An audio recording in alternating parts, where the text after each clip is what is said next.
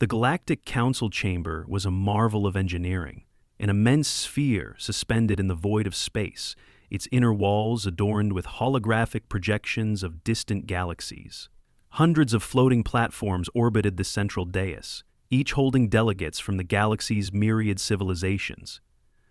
Conversations in dozens of alien languages created a symphonic murmur, a blend of high-pitched trills, guttural growls, and telepathic resonance. At the center stood Speaker Valtrax, a towering figure whose crystalline body refracted light into shimmering patterns.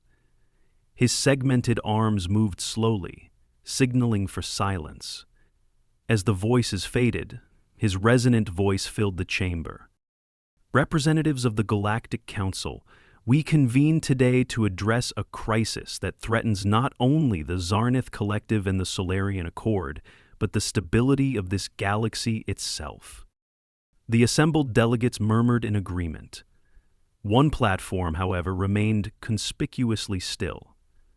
Ambassador Charles Lennox, humanity's representative, sat with his usual air of relaxed confidence, his sharp navy blue suit immaculate. He leaned back slightly, adjusting the cuffs of his shirt as if he were more curious than concerned. Speaker Valtrax continued, his tone heavy with judgment. For cycles we have tolerated the conflicts of younger species. Yet the war between the Zarnith and humanity has escalated beyond acceptable limits. The deployment of quantum destabilizers, planetary sieges, and Valtrax hesitated, his crystalline surface dimming momentarily. Unpredictable tactics jeopardizes us all. Lennox tapped a pen rhythmically against the holographic pad floating in front of him, a faint smile tugging at his lips. Creative problem-solving, he muttered, just loud enough to draw the attention of the Rethari delegate beside him. The Rethari, a tall, bird-like being with iridescent plumage, snapped her beak in irritation. Creative? Your species has reduced Zarnith fleets to rubble using cargo ships rigged with explosive devices. You've seized orbital stations by pretending to surrender. This is not creativity, it's chaos. Lennox turned to her, his smile widening. Chaos from one perspective is ingenuity from another. Valtrax's voice grew sterner. Ambassador Lennox, the Council has passed a resolution. Effective immediately, a ceasefire will be enforced between humanity and the Zarnith. Any violation will result in a unified intervention by this Council. The chamber fell silent, the weight of the ultimatum settling over the delegates. Lennox leaned forward, steepling his fingers. For the first time, the faint amusement left his expression. Unified intervention? What exactly does that mean? Valtrax's crystalline form glimmered with authority. It means the combined forces of over 400 civilizations will ensure compliance. Humanity would face the full might of the Galactic Council. Lennox tilted his head, his expression thoughtful. You're asking us to stand down while the Zarnith who initiated this mess face no consequences? The Zarnith Collective has also been ordered to cease hostilities, Valtrax replied. Should they fail to comply, they will face the same consequences. Leaning back again, Lennox shrugged with an air of studied nonchalance. I'll relay the Council's resolution to Solarian Command. But, Speaker Valtrax, you should know, humanity doesn't respond well to ultimatums. On Earth, the Solarian Command headquarters was a fortress of steel and glass, nestled at the base of the Rockies. Inside, a war room buzzed with activity as holographic displays projected tactical maps, fleet movements, and intelligence feeds. At the head of the room stood General Harold Mackenzie, a broad-shouldered man with a weathered face and a perpetual cigar between his teeth. Ambassador Lennox sat across from him, his diplomatic composure a stark contrast to Mackenzie's grizzled intensity. "The Council isn't bluffing, Harold," Lennox said, his tone measured. "If we don't comply with the ceasefire, they'll bring the galaxy down on us." Mackenzie exhaled a plume of smoke, grinning. "Let them try. A bunch of bureaucrats who've never seen combat don't scare me." "They should," Lennox replied sharply. "We've been winning this war because of our ingenuity, not overwhelming power. But we're not invincible.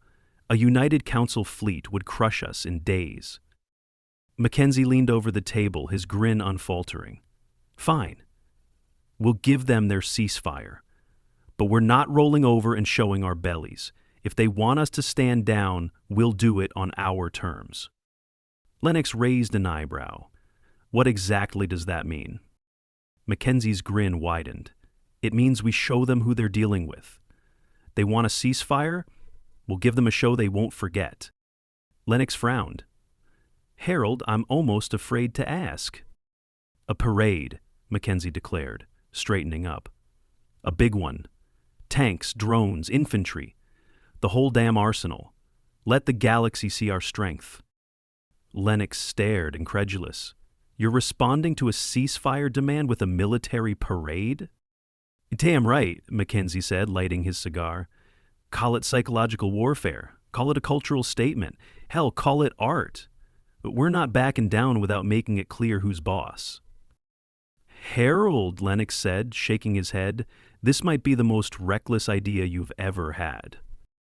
Mackenzie exhaled another plume of smoke. "Reckless? No. Bold. And bold is what wins wars and peace." The streets of New Terra were a sea of energy. Millions of people lined the wide boulevards, their voices rising in waves of cheers and excitement. Towering skyscrapers adorned with holographic banners proclaimed messages like "strength through unity" and "peace through resilience."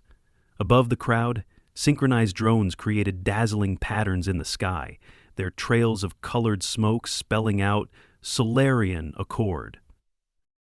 General Mackenzie stood on a grand dais overlooking the main parade route. His uniform was spotless, his cigar firmly clamped between his teeth as he surveyed the scene with a mix of pride and satisfaction. Next to him, Ambassador Lennox adjusted his tie and scanned the bustling scene, his expression hovering somewhere between disbelief and resignation.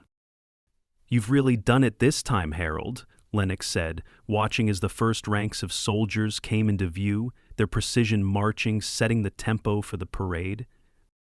"You're welcome," Mackenzie replied, his grin as unyielding as the tanks rumbling behind the soldiers. 50 years from now, no one will remember some boring resolution from the Galactic Council. But this will be legend. The infantry passed in perfect synchronization, their boots striking the pavement like a drumbeat. Behind them, squadrons of tanks rolled forward, their freshly polished hulls gleaming under the artificial sunlight. The massive vehicles carried banners alongside their weaponry, each one representing a battle won or a planet defended. "Legendary or not, the Council is watching this live," Lennox muttered. "You do realize how easily this could backfire." "Relax, Charlie," Mackenzie said, puffing his cigar. "It's a peaceful demonstration. Not a single weapon's being fired. If the Council wants to see commitment to the ceasefire, we're giving them exactly that. With style." Above them, drone formations performed intricate maneuvers, spelling out messages of unity and peace in languages from across the galaxy. The crowd roared as holographic projections of Earth's greatest achievements played across the skyline. Mars colonies, deep space expeditions, and images of humanity's first contact with alien civilizations. The parade continued with increasing spectacle. Massive mechs stomped along the route, their towering forms a testament to human engineering. Autonomous artillery units followed, their turrets swiveling with programmed precision. Toward the end, A series of prototype vehicles, sleek, untested designs, rolled forward, showcasing humanity's future innovations. Captain Mira Zhao rode atop one of the tanks, her hands resting on the turret as she waved to the crowd. Her tank, Perseverance, had been freshly painted for the occasion, its hull adorned with a stylized depiction of Earth's continents. Inside, her crew maintained radio silence, their professionalism a stark contrast to the festive chaos around them. "This is overkill," Zhao muttered into her comm. Her gunner chuckled. "Overkill is the human way, Captain." Zhao smirked despite herself, turning her attention back to the crowd. "Let's just hope the galaxy sees it that way." As the final wave of the parade approached, the display reached its climax. Orbital fireworks launched from satellites stationed above New Terra, filling the sky with explosions of color. Simultaneously, drones formed a glowing image of Earth, encircled by ships, symbolizing humanity's strength and unity. Below, the marching bands broke into Earth's most iconic anthem, their brass and percussion ringing through the streets. In the Galactic Council's observation chamber, silence reigned. Delegates from hundreds of species watched the broadcast with expressions ranging from astonishment to outrage. The sheer scale of the parade, its undeniable message of strength, and the spectacle of it all had left even the most jaded representatives stunned. Speaker Valtrax stood at the center of the room, his crystalline form dimmed in thought. The Zarnith delegation, led by High Commander Rethak, radiated thinly veiled fury. "This is not a celebration," Rethak hissed, his glowing eyes fixed on the projection of the parade. "This is a threat, disguised as pageantry." Valtrax's voice carried over the murmurs. "It is both. Humanity demonstrates its strength while technically adhering to our resolution. It is a show of power and compliance." Rethak's bioluminescent tendrils twitched. "The humans mock us. Their message is clear. They will not be intimidated." Elsewhere in the chamber, more moderate voices spoke up. A gelatinous Morvani delegate rippled with intrigue. "Perhaps this is their way of saying they are open to peace, but unwilling to be treated as inferior. It is calculated. It is reckless." A reptilian Arxon delegate growled. "Such displays invite escalation." Valtrax raised a hand, silencing the room. Ambassador Lennox assured us this was a cultural expression. If the humans remain peaceful, we cannot intervene without violating our own resolution. Let us observe further. On the Zarnath flagship, orbiting Earth, High Commander Rethak seethed as he watched the broadcast.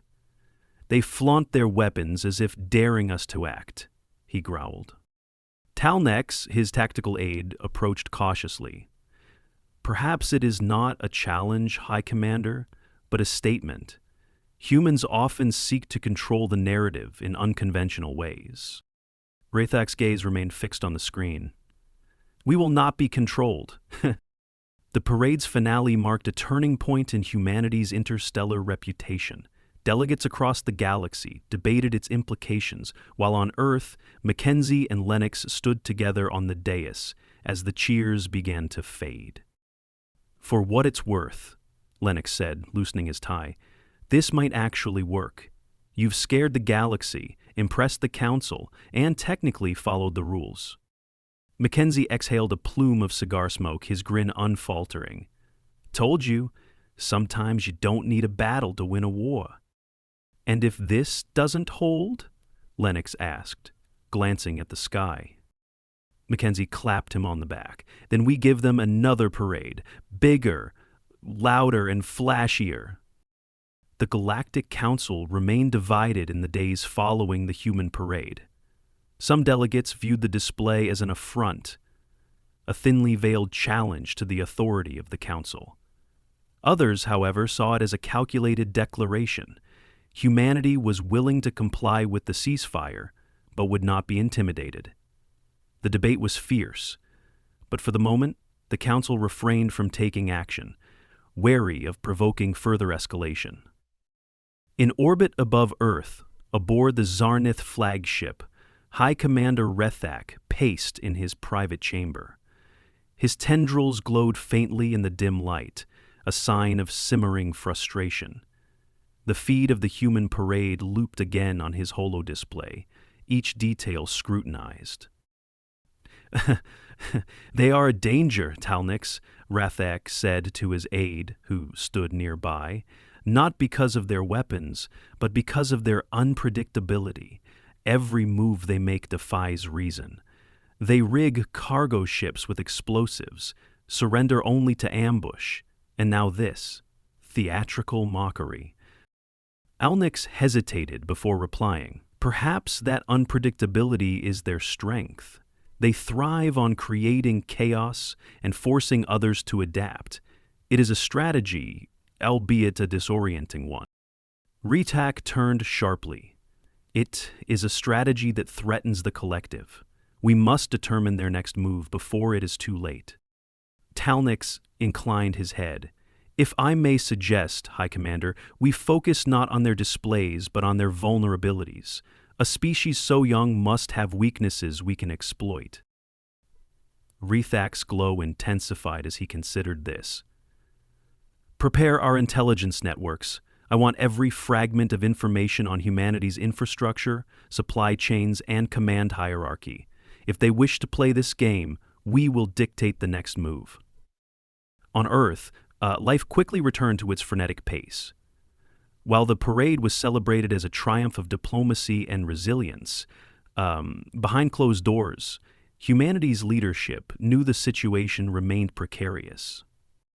In Solarian Command's war room, Lennox and Mackenzie reviewed the latest reports. Holographic displays projected the Zarnith fleet positions, trade routes, and council communiques. Lennox stood with arms crossed, his diplomatic mask firmly in place, while Mackenzie leaned against the table, puffing on his cigar. "They're probing," Mackenzie said, pointing to a series of neutral systems near the Zarnith border. "Small incursions, minimal firepower, just enough to test the waters." Lennox frowned. "It's deliberate. They're looking for cracks in our defenses." "Then we need to seal those cracks," Mackenzie said firmly. "Fortify our outer colonies, deploy stealth patrols, and show them we're not sitting ducks." "We can't respond militarily," Lennox countered, "not without violating the ceasefire. The Council would turn on us in an instant." Mackenzie smirked. "Who said anything about military? There's more than one way to send a message." Lennox eyed him warily. "You've got that look again, Harold. The one that means I'm going to spend the next week cleaning up after you." Mackenzie chuckled. "Relax, Charlie. I've got an idea that'll make the Council happy and keep the Zarnith guessing." A week later, the Zarnith Collective received an unanticipated transmission from humanity. The message came not from Solarian Command, but from a coalition of Earth's cultural and scientific leaders. It extended an invitation for the Zarnith to participate in a cultural exchange on Earth, a gesture of goodwill meant to foster understanding and cooperation between their species. High Commander Rethak was skeptical. "A distraction," he said to Talnix as they reviewed the transmission. "They hope to lull us into complacency." Talnix studied the proposal carefully. "Perhaps, but humans thrive on perception. Rejecting the offer outright may work to their advantage. They will use it to paint themselves as the willing party and us as warmongers." Rethak's tendrils curled inward, a sign of reluctant agreement. "Very well. Assemble a delegation, but make no mistake, we will not be drawn into their games."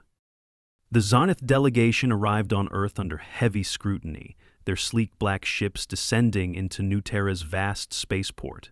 Thousands of humans gathered to watch the spectacle, their curiosity mingled with apprehension. The Zarnith delegation, glowing faintly in their bioluminescent armor, emerged from their ships with a measured grace, their alien forms starkly different from the bustling human crowd. Ambassador Lennox greeted them personally, his smile as polished as his handshake. "Welcome to Earth," he said warmly. "We're honored to have you as our guests." Rethak, leading the delegation, inclined his head slightly. "We are here to observe, nothing more." "Observation is an excellent place to start," Lennox replied. "Shall we?" Over the next few days, the Zarnith delegation was shown the breadth of humanity's achievements. They toured New Terra's vertical gardens, marveling at how a city so massive maintained sustainability. They visited orbital research stations, where human scientists demonstrated breakthroughs in energy and medicine. They walked through immersive holographic exhibits of Earth's history, from the earliest human civilizations to the colonization of Mars. Throughout it all, Rethak remained reserved, his demeanor calculated and guarded. Yet even he could not completely conceal his intrigue when he witnessed humanity's ingenuity in areas beyond warfare. The exchange reached its peak with a demonstration at Solarian Command's experimental facilities. Rethak and his delegation watched as engineers showcased modular housing units that could be deployed to hostile environments in hours, advanced farming systems capable of feeding entire planets, and disaster response drones designed to save lives. "We hold all of the answers, but it's like the sharks have less of me than us, navigating the mountains of creation without their surface. They do this because they are better than we are." Lennox smiled. "Not all weapons are meant to destroy, High Commander. Some are meant to rebuild." The response gave Rethak pause, his glowing tendrils dimming as he contemplated the implications. In the quiet of the evening, Rethak stood on a balcony overlooking New Terra's skyline. The city pulsed with light and activity, a testament to human vitality. Lennox joined him, holding 2 glasses of an amber liquid. "Earth whiskey," Lennox said, offering one of the glasses. "Stronger than it looks." Rethak hesitated before taking the glass, examining the liquid. "You are an unusual species, Ambassador." "I'll take that as a compliment," Lennox replied, sipping his drink. "You should," Rethak said, his tone surprisingly light. "Your kind turns every challenge into an opportunity. It is a dangerous trait." "Dangerous, yes," Lennox agreed, "but also necessary. Peace isn't built on weakness, it's built on respect. And respect, as you know, must be earned." Rethak's glow brightened briefly. "We will see if your actions match your words." As the Zarnith delegation prepared to leave Earth, the galaxy watched intently. The exchange, like the parade before it, had sent a message. Humanity was willing to work for peace, but it would do so on its terms. The Zarnith, wary but intrigued, departed with a cautious sense of possibility. For the moment, the ceasefire held.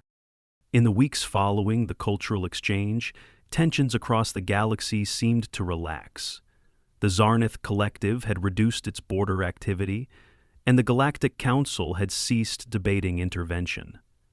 Humanity's position remained precarious, but for the first time it felt as though stability might be within reach. Within Solarian Command, however, there was no room for complacency. General Mackenzie paced the war room, the ever-present cigar clenched between his teeth. Lennox sat nearby, reviewing a fresh set of intelligence reports projected onto a holographic table. "They've pulled back their incursions," Mackenzie said, tapping on the glowing display. "Neutral systems have gone quiet. Either they're finally taking the ceasefire seriously, or they're up to something." "Both are possible," Lennox replied. The cultural exchange rattled them. High Commander Rethak didn't say it outright, but I could see it in his reactions. He's not used to being outmaneuvered like this. Mackenzie smirked. "Good. Maybe Maybe they'll think twice before stirring the pot again. Don't count on it, Lennox said, rubbing his temple. The Zarnith aren't the kind to leave a challenge unanswered. We've bought ourselves time, but that's all it is. If they find a way to gain the upper hand, they'll take it. Mackenzie exhaled a long plume of smoke. Then, we make sure they don't. I've already got teams running simulations on how to counter their next move. Lennox raised an eyebrow. Simulations are great, but we need more than military solutions. We need to outthink them again. Mackenzie chuckled. You're lucky I'm in a good mood, Charlie. What's your plan? Subtlety, Lennox replied. For once? In a distant corner of the galaxy, the Zarnith collective convened in their high chamber. The room was a vast expanse of polished obsidian, lit by the faint glow of bioluminescent markings on the walls. High Commander Raytak stood at the center, his tendrils coiled tightly, a sign of deep frustration. This ceasefire weakens us, Rithak declared. Every moment we delay, the humans grow stronger. Their resourcefulness is a threat we cannot afford to ignore. Helnix, standing at Rithak's side, offered a cautious reply. And yet, High Commander, their unpredictability makes direct confrontation unwise. We must consider alternatives. Rithak's glow brightened sharply. Alternatives? We are the Zarnith collective. We do not bow to lesser species. Talnix hesitated, then leaned closer. If I may, High Commander, humanity's strength lies in its ability to shape perception. They turn chaos into opportunity and weakness into leverage. Perhaps it is time we studied their methods. Rithak turned slowly, his gaze narrowing. You suggest we imitate them. I suggest we adapt as they do, Talnix replied. They have mastered the art of the unexpected. Let us show them they are not the only ones who can wield that weapon. Back on Earth, Mackenzie's subtlety, Lennox's phrasing notwithstanding, manifested as a covert intelligence operation. Using newly developed stealth drones, humanity began monitoring Zarnith movements across neutral systems. The data painted a picture of cautious regrouping, interspersed with troubling signs of experimentation. "They're testing something," Mackenzie said one evening, leaning over a holographic map of the Zarnith sector. Red markers showed the locations of unusual energy signatures, concentrated near uninhabited planets. Whatever it is, they're keeping it quiet. Lennox studied the display, his expression tense. If they're experimenting, it's not with anything benign. What do we know about these planets? Not much, Mackenzie admitted. Uninhabited, low resource value, perfect places to tinker without prying eyes. Until now, Lennox said. What's your play? Mackenzie smirked. Send a message they can't ignore. The Zarnith collective awoke one morning to a broadcast. A human face filled the screens across their capital world, calm yet piercingly confident. Ambassador Lennox greeted them with the kind of smile that felt both inviting and razor-sharp. High Commander Rethak, Lennox began, and esteemed members of the Zarnith collective, I trust this message finds you well. We've noticed your recent activities near the fringe worlds and wanted to offer a friendly reminder. The Galactic Council is watching, and so are we. The broadcast shifted to footage captured by human stealth drones, Zarnith ships testing advanced weaponry on barren planets. Each scene was annotated with precise details of time, location, and technology. Lennox's voice returned, steady and unyielding. The Solarian Accord remains committed to the ceasefire. However, any action that threatens this fragile peace will be met with a response proportionate to the threat. We've seen your strength. You've seen ours. Let's keep it at that. The message ended, leaving the Zarnith collective in stunned silence. Rethak's tendrils flared with rage, but even he could not deny the impact of the human maneuver. "They want us to believe they control the battlefield even in peace," Rethak growled. Talnik stepped forward, his voice measured. "Perhaps, High Commander, it is time to reconsider our approach. Humanity does not thrive on strength alone. They thrive on cooperation, on alliances. Perhaps we should begin fostering alliances of our own." Rethak remained silent, his glow dimming as he weighed the suggestion. On Earth, the message had a dual purpose.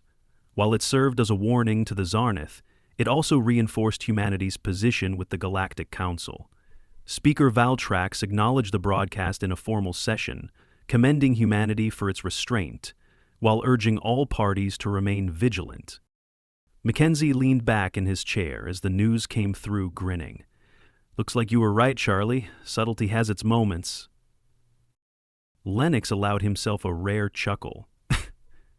"Don't get used to it. The galaxy's still watching, and we're only as good as our next move." Mackenzie's grin widened. "Then let's make sure it's one they never see coming." For now, the ceasefire held, but in the complex web of galactic diplomacy, humanity's role as an unpredictable and resourceful force was only beginning to unfold.